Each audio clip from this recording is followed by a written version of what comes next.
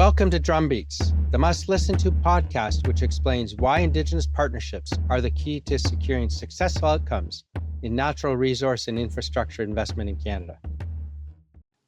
I'm Mark Magnacca, and my co-host Robert Brant and I are joined today by Blake Hutcheson, President and CEO of OMERS, one of Canada's Maple 8.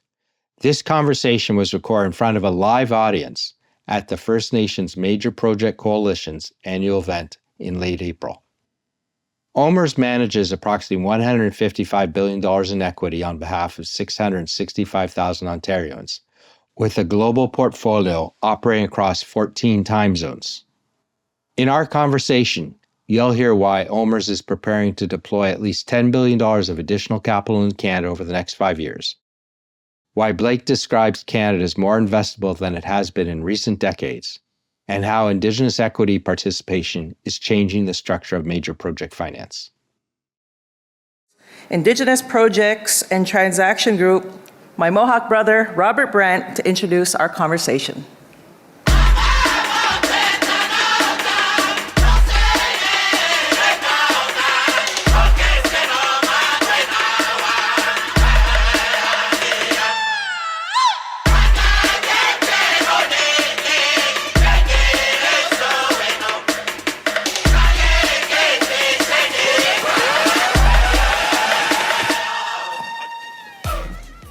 Well, Niawa, Gus, thank you.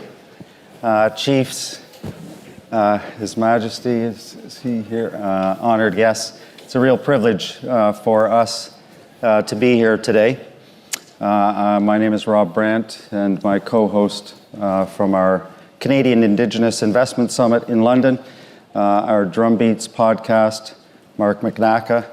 I'll let people introduce themselves, and then we're going to discuss with the CEO of OMERS, Blake Hutcheson, how OMERS thinks about investment, because they have a global perspective and they've got opportunities around the world. How do they think about investment, and what do we need as Indigenous people to do to attract that kind of capital? Because the magnitude of the need is such that it is now attracting big players like OMERS. I am a partner with McCarthy Tétrault. We're a full-service law firm, offices across the country. We've been around for a lot more than 7 generations, and we've got leading practices in infrastructure and finance and power, mining, just about anything you could think of. In our Indigenous practice, I'm very proud of. Whether it's litigation on behalf of First Nations, leading class actions like we do at the moment, are fighting for better housing, or the clean water class action of a few years ago, and then our corporate practice helping Indigenous and non-Indigenous clients do things in a good way together.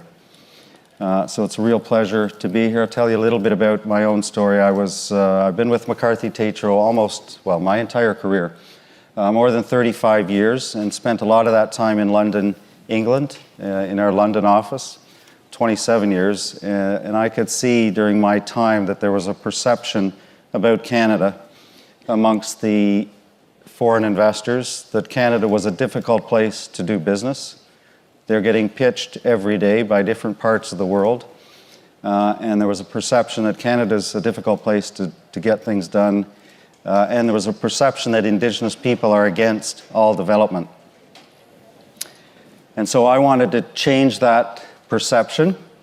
And I wanted to change that perception, make people aware, investors aware of the great opportunities in Canada, and also educate them on how to go about engaging with Indigenous people.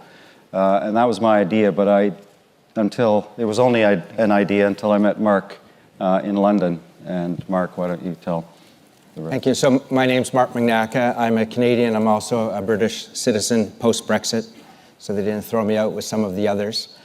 It's a real honor to be here. And our conversation started, I was at Canada House in London, and there was it's a chief, perhaps the chief is here on stage along with Robert, and I saw his name and I came up to him after and I said, Robert, I think I said Mr. Brant because as England's still use titles, and asked him if he was a descendant of Chief Joseph Brant, who fought in the American War of Independence in the War of 1812, and Rob said, yes, of course, I'm a proud Mohawk from the Bay of Quinte, and I said, well, this is a small world, because my ancestor, Daniel Rose, fought under Chief Joseph Brant as a Brant Loyalist in both of those wars. And so Rob and I had a conversation subsequently, and he explained to me what it was like for him, as well as his ancestors, to grow up as an Indigenous person in Canada. And I thought my ancestor would be turning in his grave to think the chief he fought under, the descendants of the chief, were not even second-class citizens in their own land. And I can only apologize because, like many Canadians, my eyes obviously were not open to what was going on when I was growing up. So we talked that we needed to do something. And I think, as Rob alluded to, he'd heard that conversation many times, and we brainstormed a bit, and we said, why don't we set something up in the city, in the Square Mile, which is one of the most global international markets for capital in the world. And so we agreed to do that, and Rob and I parted ways, and I'm not sure if you ever thought I'd come back and talk to you, but 4 weeks later, I went to the Lord Mayor. The Lord Mayor of the City of London has the rank of Professional Services Ambassadors for the UK. And I went to his Christmas tree lighting ceremony, it's Michael Manelli, and I said, Michael, would you support us setting up the Canadian Indigenous Investment Summit this year? During your year, we'd like to do it at Mansion House, which is right across from the Bank of England. Michael said, yes, that'd be great. Call my office, I'm sure you can reserve it. So we got it reserved. I called Rob and I said, we've got it. And that's when he thought, oh, you really mean it. So Rob got to work on the phones right away, because we had 3 or 4 months only to get this together. And there are many people from this room, as Indigenous leaders and sponsors and other partners, who came to that first summit in May 2024 to help us bring the summit alive. And a lot of people came, dependent on Rob's advice that this was worth doing. We had our second summit at the London Stock Exchange in 2025 in April. We had the largest gathering of Indigenous people from Turtle Island in modern times. And in fact, it may be the largest gathering ever of business leaders, because the last large group came in the late 1600s when the 4 kings came to visit Queen Anne. And here we are in the heart of the city in the Square Mile. We just had our third annual summit, also at the London Stock Exchange this year, and we had nearly 200 senior level decision makers in the room. And we'd really like to thank all those supporters and people who've spread the news about what we're doing. Our next summit will be in April of next year, back in the Square Mile. But we now also refer to ourselves as Canadian Indigenous Investment Forum, because we are creating content every other day on LinkedIn. We have a weekly newsletter that goes out to investors, UK and international, talking about the opportunities and challenges and successes. We also have the same newsletter a similar newsletter going weekly to Canadians. And then we started our Drumbeats podcast after our second summit, which is on all the major platforms, including YouTube. And we interview the Indigenous leaders and other individuals who are making it happen weekly to our audience. This is very special for us, and we'd again like to thank FNPC, First Nations Major Project Coalition, for inviting us today, because this is the first time we've had the Drumbeats podcast in front of a live audience. It's not going out live, but we have a live audience, so that's very nice. So we'd really like to thank you for welcoming us. So now I'd like to introduce our guest. We're delighted to have Blake Hutcheson, who's the President and CEO of Ontario Municipal Employee Retirement System, known to many as OMERS, one of Canada's 8 largest pension funds, managing over $145 billion in assets on behalf of 665,000 Ontarians. He spent his career deploying capital across North America, Europe, and Asia, and he was someone who thinks carefully about where Canada sits in the global picture right now. Blake, welcome, and thank you for being here. Thank you for having me. Yeah. So we'll get right into our podcast with our first question. And Blake, for Indigenous leaders in this room who may not be familiar with OMERS, can you briefly tell us a little bit about what OMERS is, who it serves, and the scale at which you operate globally, as well as a bit about your background? Perfect. Thank you, first of all, for the invitation to be here. It's a total honor to be here, and anytime we can contribute, you let us know, because we're all part of the same family in this great country called Canada. I'll tell you a little bit about my story, particularly when I think of 7 generations. Our family are from Huntsville, Ontario, a couple hours north from here. My grandfather always says the only thing good that ever came out of Toronto is the highway to Huntsville, and he doesn't like this city too much. And we've had 7 generations of a family up there that have tried to contribute to our community. And like this room, when you think about it, we've tried to take a long view. And the motto for our family is, if we get it right, we can eat eggs, not chickens, over time. And if you can get it right by being thoughtful in a long-term investment perspective, then future generations can live off some eggs, and you don't have to take out the chickens. And I was thinking about that, first of all. And growing up in that town, I still play lacrosse. It's our national sport. I've been passionate about the game. I played last weekend in Midland, believe it or not. There's a 35 and older league. I'm not going to reveal many secrets, but it is my 30th. Qualify for that? It's my 30th year playing. Don't tell anybody. And just many of my mates are from the Indigenous nations, have been my whole life. And because I run OMERS, many of them are firefighters or police or paramedics of my whole team, and they have my back on the floor, and I have their back in life trying to deliver their pensions. So very much pleased to be here. The other thing that I think about always, and I know it's so important when I hear the context of this great conference, is the only thing that matters in life is trust. It is the most important component in any room. And I have learned in life that business travels at the speed of trust. And there's an amazing op-ed piece written by George Shultz, who was the Secretary of State for Ronald Reagan, as many of you would know. Great business career, great defense career, great military career, great political career. On his 100th birthday, he said, I don't think I'm going to be around for much longer. I'm ready to cash my check. But I want to leave one message to the world. And it was written in the Washington Post. And it was a really simple message. He said, after all of my career and all that I've learned, I know one thing, and that is trust is the currency of the kingdom. It's the gold of the realm.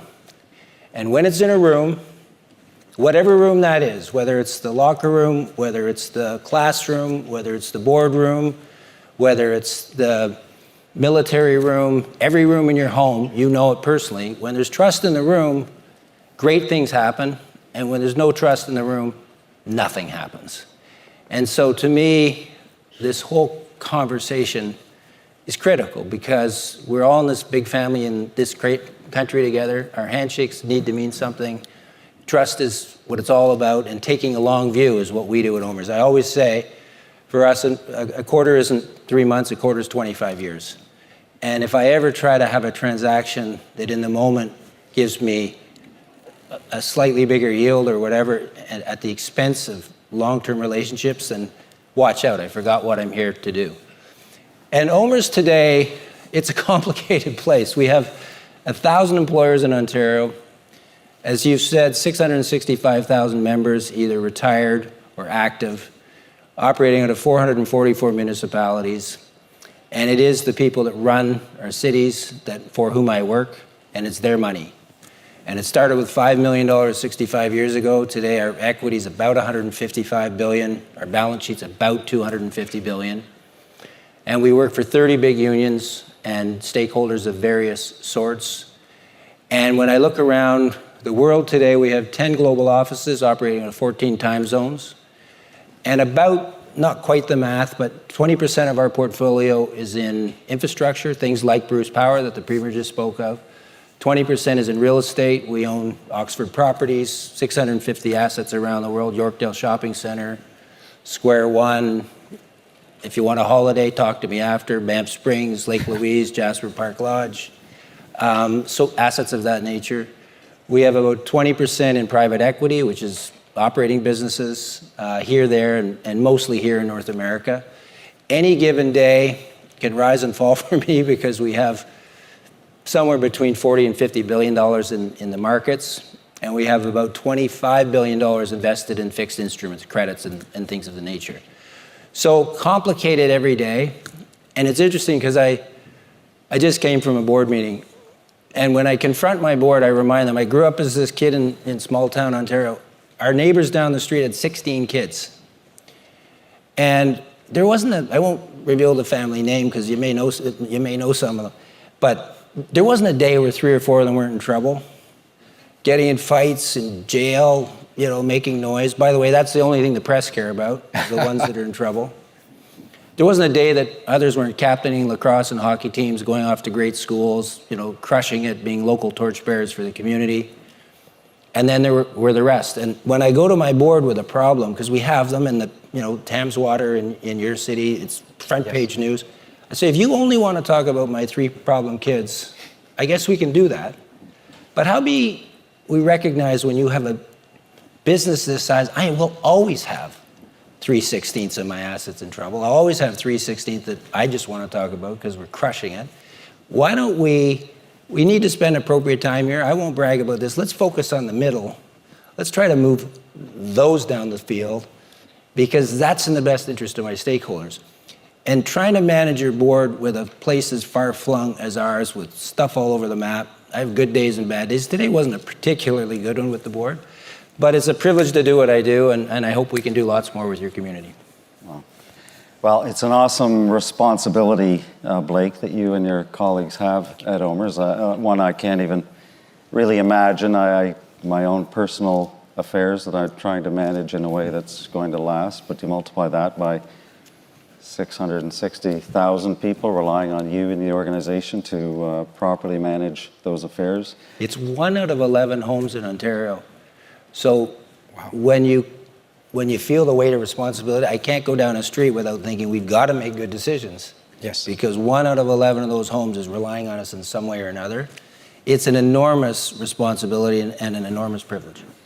So talk to us a little, because I don't think the Canadian pension funds are as well known or understood within the Canadian Indigenous community. Working on a transaction with one of your peer group at the moment. Shame. And one of the first questions they asked was, well, what's our reputation in the communities? There's a bunch of First Nations involved. And I said, I don't think you have a reputation because there hasn't been as much crossover in the transactions. So it's an opportunity to build that reputation if we do this in the right way. So talk to us a little bit. I'm a lawyer, so I'd like to understand and everybody to understand some of the legal requirements that you operate under. Yeah, when you're a pension plan, you have to behave like a fiduciary, which means you have to put above all else a proper risk-adjusted return as your primary principle, and you aren't by law allowed to deviate that because you have a big heart for this project or a big idea for a friend or a community building exercise. So fundamentally, you have to say, does the math work? And if you're playing jump ball with opportunities in England or Australia or US or Canada, we really do try to, particularly these days, weight more heavily for Canada, but not because we're being nice about it. It's a jump ball on returns. It's jump ball on, as a fiduciary, how can you deliver the best risk-adjusted return? So I think as a point of principle, there's so many times we wake up and say, wouldn't it be great if you did this because it'd be good for Canada? In and of itself, it isn't good enough.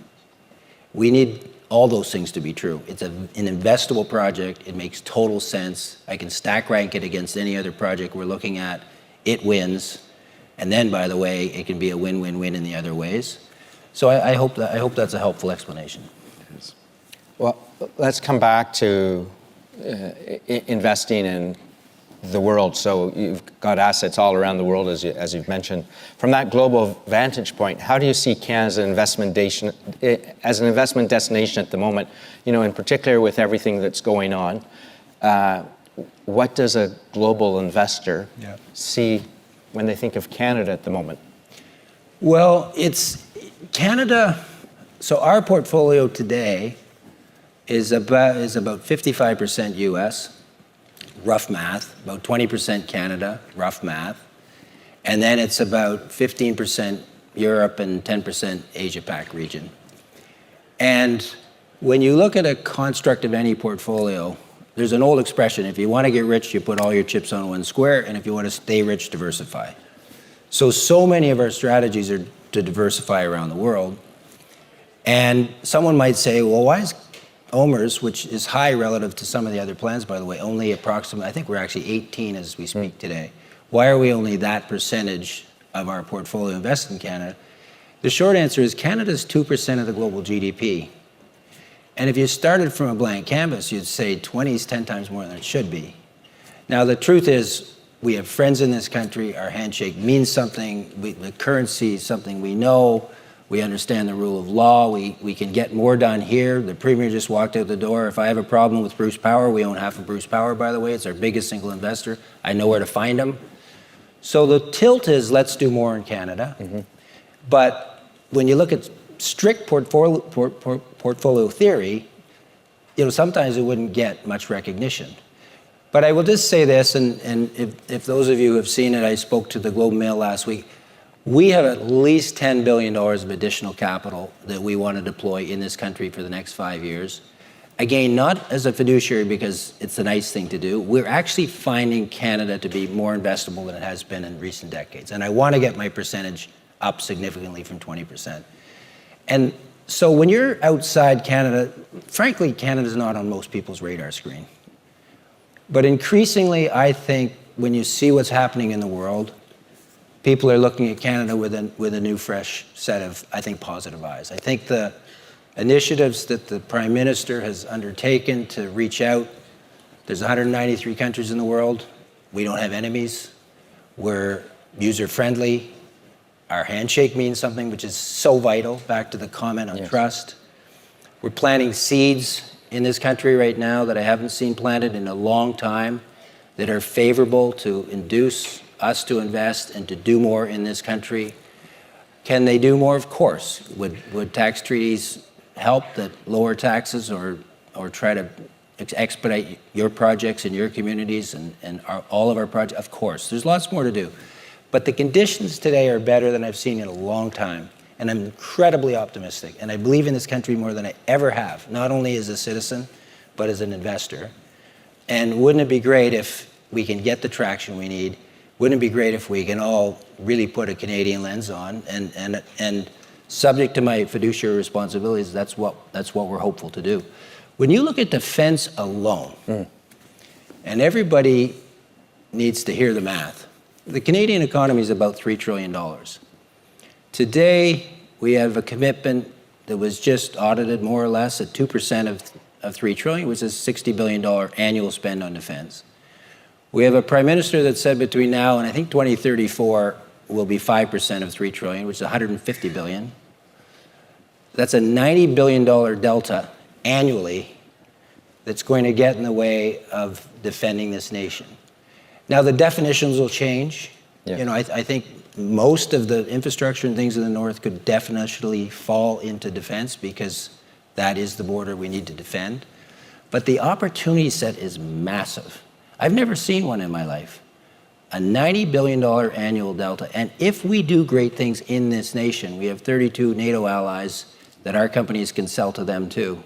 Again, because our handshake means something. So the prospect in that space is mind-bogglingly exciting, in my view. And there are things we can invest in. We can't be in the munitions game. We have restrictions on what we can do as a plan. But a lot of things that we can get behind, and I'm excited about those prospects. And the other fact is we've been spending 70% of our military spend outside of our nation, and the objective of the government today is 70% in. So when you put those concentric circles over each other, surely to goodness there's opportunity. And my life story, when I look at a business, and you learn it early in life, a business plan to me is three things. Is what am I great at?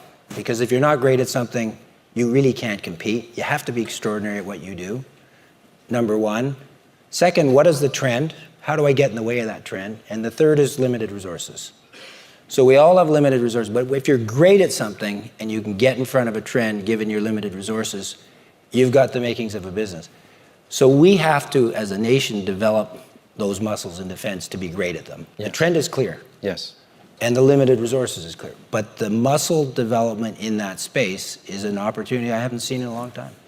So encouraging to hear you talk about Canada becoming more interesting to investors like OMERS, because you do see and you look around the world and you compare those opportunities to global opportunities. We're certainly seeing that with the Canadian Indigenous Investment Summit, more and more interest. It's getting a little bit easier to talk to foreign investors about Canada. They are curious now again, like they haven't been in a while. Yeah, good. And they, when it comes to working with Indigenous people, they ask about those equity structures they're seeing and more meaningful participation that isn't necessarily happening in other parts of the world, and why is that unique to Canada? I say it's a bunch of things. It starts with some hard-fought rights recognized over time in the courts and Indigenous leaders fighting for decades. For more clarity on what those rights are, we're getting more clarity now. Businesses understanding the benefits of meaningful participation from Indigenous communities and how that helps projects. Bruce Power's deal with Saugeen Ojibwe Nation has been mentioned a couple of times. So one of your portfolio companies, Bruce Power, has done this new 50-50 deal with an isotopes business. Yeah. And OMERS helped finance that. The Ontario government backed the debt with a loan guarantee. Yeah. But OMERS was buying that debt. And tell us a little bit about. We're really proud of it. And I think if you were, certainly from our portfolio, and I'm sure you have other incredible examples, but there's a case study. Like what are the success factors there? How did it work? How was the trust developed? How did it become a win for the local community? How did it become a win for us as a fiduciary? How did it become a win for and this is actually a technology that serves cancer patients through our isotopes. So total win for society at large. And it's to my, and I have talked to the team, from our perspective, it's been an incredible partnership. And the fact that we got behind the financing, and that's the other tool as a case study for you. If those financings can be priced at or similar to Government of Canada or Government of Ontario notes, then why couldn't people tilt to do more in the various projects? So I think it's a really good case study. From our perspective, we're really proud of it. If you feel otherwise, find me, because I think this is one of those classic examples and hopefully a prototype for more to come of the kinds of things we can do together. And Bruce Power is our single biggest investment, providing 31% of the power to the province of Ontario. We're spending literally billions right now refurbishing the various turbines so that they can see through the test of time. So we're into this, I hope, for 20, 30, 40 years. And this relationship as a seed could grow into something that's spectacular for both of us. Yeah. Beautiful. Just had a comment from what we've seen over in London and discussion here today about the opportunity in front of Canada. And when you look at Canada and the economy, as many of you know, it's the Indigenous economy that's growing fastest. Of all the sectors, and some of the best businesses today, and we said this in London, if you're entering Canada and looking for a partner, find an Indigenous partner, because you and your businesses know how to compete, because nobody's given you anything. You've had to fight for everything. So as Canada's trade dependency on the US changes and we look for new markets, and this is what a number of international firms are doing, they're partnering with the Indigenous people because they know how to make things happen. And coming back to the issue of defense, we had a couple of groups over with us in London talking about the recent events and investments and partnerships as Canada starts to deliver. I think it's 10 billion over 7 years to begin with, which is incredible numbers. But that's about the changing picture of Canada, and that's also, I understand, what you're seeing. And a lot of the big projects, there's many attributes that Indigenous nations bring to the table, including starting with rights. And so I think a lot of the 17 big projects that are on the books today federally, I think a lot of the ones that are yet to follow, there's tremendous opportunities to partner. And again, something I haven't seen in my 35 years of business. Right. No, it's taken, longer than 35 years, but it is a moment. And I love the way things have changed. There's a First Nation client, I think they're in the room, but they had a mining executive CEO visit to their territory and was quite pleased to be able to report that he's got approval from the board of directors to cut a check to get the approval of that First Nation to develop the mine. So you trying to get a check out of me today? I'm the meat between in the sandwich here. So I guess. the story I was goes, here for a reason. he was authorized to write a check, and they said, no, things have changed. It doesn't work like that anymore. If you want to do business in our territory, we want to be involved in your business, 100%. And we're prepared to take some risk, and so we'll come back to you with a proposal to be Makes sense. an equity partner in your business, and so we're working away on that now. But I thought that was a great Eggs, story not of chickens. how things have Eggs, changed. not chickens. It's way better to get a yield on a go-forward basis than sell something. Yeah.